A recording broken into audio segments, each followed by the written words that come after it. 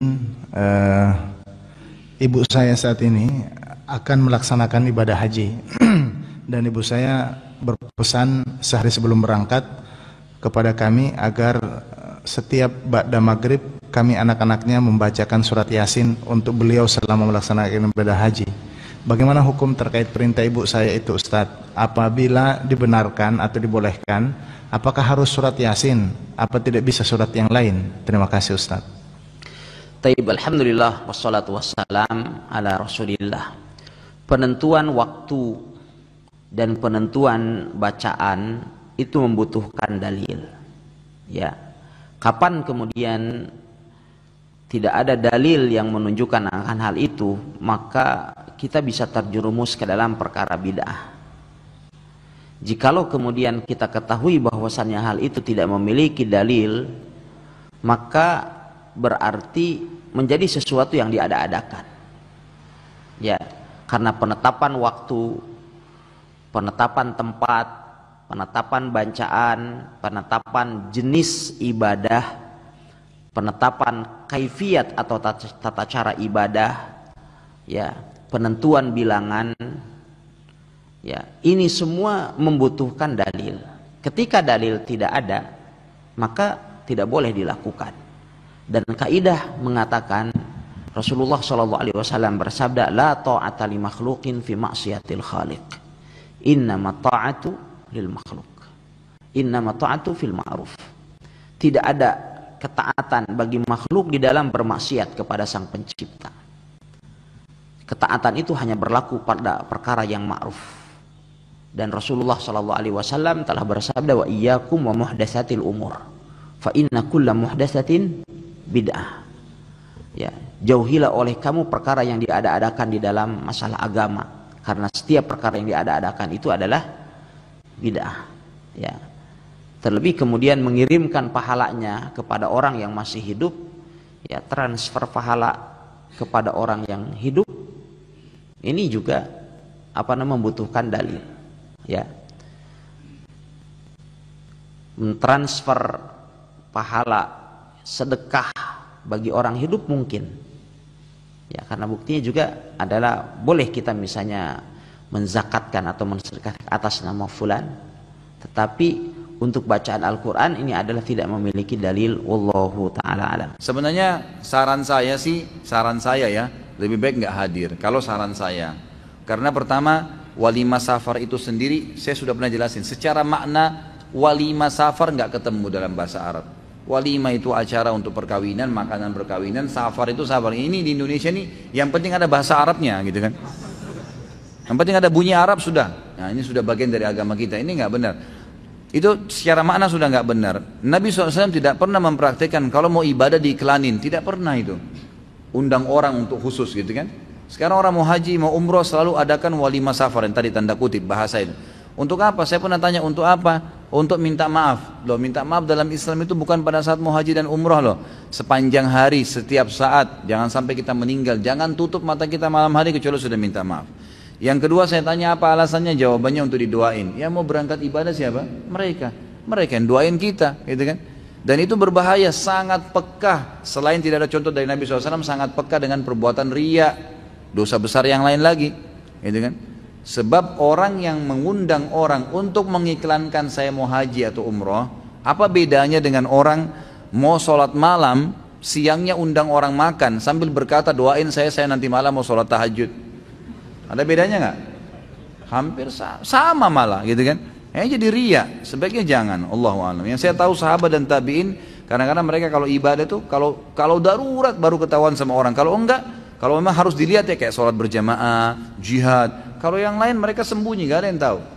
Kadang-kadang mereka pergi pulang sudah nggak tahu ini orang umroh atau haji, orang nggak ngerti, gitu kan? Sudah balik aja tiba-tiba gitu. Apa hukum pengajian khusus untuk keberangkatan sebelum haji? Kalau tidak boleh, bagaimana cara menghindarinya? Taib, apa motivasi mengadakan kajian sebelum berangkat haji ini? Ya, jika motivasinya adalah untuk memberitahu tetangga, warga dan lain sebagainya bahwa Anda ingin berangkat haji, maka itu adalah bentuk riya dalam ibadah. Apa hukumnya ibadah yang diiringi dengan riya? Haram, tidak diterima ibadahnya walaupun Anda telah mengeluarkan uang puluhan atau ratusan juta. Nah, karena Allah zat yang maha kaya yang tidak putus sekutu. Allah akan buang segala ibadah yang termotivasi atau dimotivasi dengan riya dan sum'ah. jamaah. Jika motivasi lainnya adalah untuk memanggil ustadz, untuk memantapkan ilmu kita terkait tentang keberangkatan ibadah ini, itu mubah-mubah saja, itu boleh. Itu tidak mengapa. Memanggil ustadz, anak ingin tahu lebih dalam. Sebelum keberangkatan anak besok atau lusa, saya ingin tahu tentang hukum tata cara ibadah haji. Jika ini motivasinya, maka silahkan. Bukan untuk bentuk show dan pamer dan ria, untuk menunjukkan kepada warga sekitar bahwa Anda akan berangkat ibadah haji, dan sebagai sinyal kalau pulang harus dipanggil dengan Pak Haji atau Bu Haji. Allahu a'lam bishawab. Dulu kalau ada orang yang akan berangkat ke tanah suci, itu semua kawan, tetangga, kerabat, jiran, sahabat berduyun-duyun untuk datang. Mengapa mereka datang? Mau kirim dua. Yang pertama, kirim doa. Yang kedua, kirim salam kepada Rasulullah sallallahu alaihi wasallam. Tradisi walimah selamatan kenduri sebelum ke Baitullah itu dilaksanakan di semua tempat, dari Sabang sampai Maroko. Bukan cuma Merauke. Orang-orang Mesir juga kalau mau ke Baitullah ngundang kawan sahabat. Orang Maroko juga kalau mau ke Baitullah begitu. Ustaz kok tahu? Karena saya dulu belajar di sana. Jadi bukan tradisi orang di Indonesia. Karena ada beberapa ceramah saya baca, walimah melepas jamaah haji adalah bid'ah, wa kullu bid'atin dhalalah, wa kullu dhalalatin finnar. Akhirnya yang memang bakhil, pelit, nggak mau keluar duit, ini betul ini dalilnya. Padahal ini penting silaturahim ini. Gunanya apa? Tadi sudah disampaikan oleh Bang Lukman.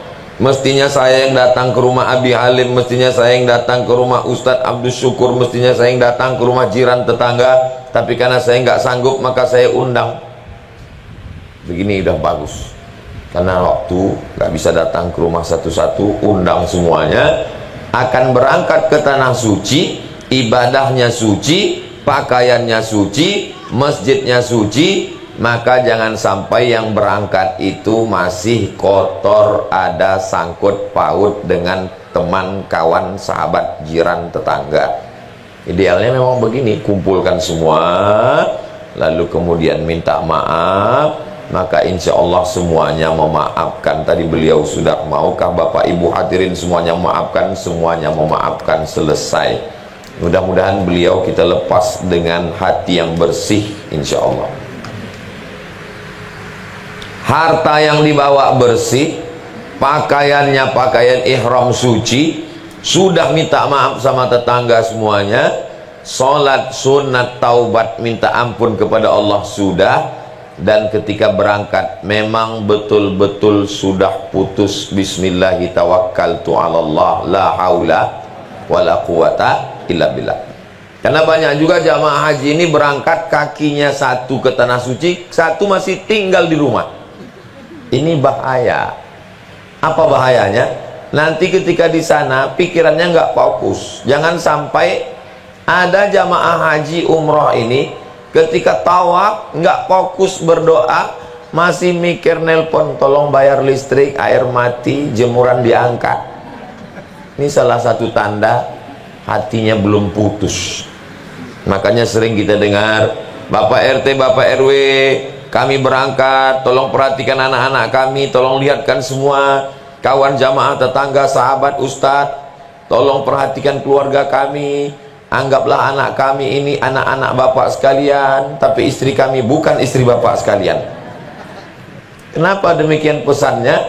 Supaya putus tauhidnya kepada Allah Subhanahu wa ta'ala. Itulah yang dilakukan oleh Nabi Ibrahim alaihissalam. Askantu min zurriyati fi wadin ghairi dhi zar'in inda baitikal muharram. Aku tinggalkan istriku Hajar dan anakku Ismail alaihissalam, dan Allah menjaganya. Insya Allah keluarga Bang Lukman akan dijaga, dipelihara oleh Allah Subhanahu wa ta'ala, dan sahabat, jiran, tetangga. Itulah makanya kita mesti baik sama tetangga. Kalau nggak baik sama tetangga, nggak mungkin bisa pasang tenda ini. Unjuk rasa semua, bongkar tenda, bongkar tenda. Tapi karena dengan tetangganya baik, tetangganya pun kabarnya Ustadz Somad sering datang ya ke rumah Bang Lukman. Iya, kok kami nggak pernah ketemu? Akhirnya hari ini kita dipertemukan di majelis yang baik. Mudah-mudahan kebaikan ini melimpah pula kepada kita semua insyaallah. Kalau hari ini kita datang melepas Bang Lukman ke tanah suci, tahun depan kita pula yang akan dilepas tetangga semuanya insyaallah. Bisa dilepas ke tanah suci, bisa ke liang lahat.